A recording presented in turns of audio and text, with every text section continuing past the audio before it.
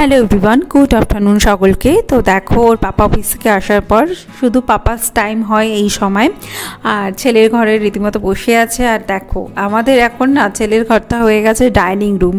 মানে আমরা ডাইনিংয়েও বেশি থাকি না, আমাদের বেডরুমেও বেশি থাকে না, শুধুমাত্র ছেলের ঘরেই থাকি। বিকজ বেবি যেখানে সেখানে তো মা বাবা থাকবেই, খুব স্বাভাবিক। তো দেখো, আমি ক্লোজ দি ডোর বলেছি, তো আবার ডোর বন্ধ করতে গেছে, ওইটা বুঝে গেছে।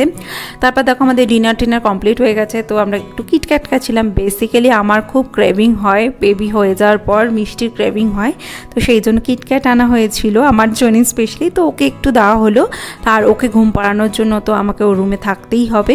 তো এই ছিল ভিডিও। আর দেখো, আমাদের পাড়ায় একটা বিয়ে ছিল, তো আমার ভাইপের ফ্রেন্ড। তো দেখো, ওরা ফ্রেন্ডরা মিলে এটা একটা গিফট করেছে ওর ভাইয়ের বউ। আর দেখো, আমার মা, সবাই আমাদের পাড়ার লোক, সবাই আত্মীয় স্বজন সবাই গেছিল। তো দেখো, এই বড় বউ দুজনে খাচ্ছিল, আর ওদের বন্ধুদের কিছু গ্রুপ অনেকদিন পর দেখলাম। তো বাই বাই, কেমন লাগলো ভিডিওটা জানি।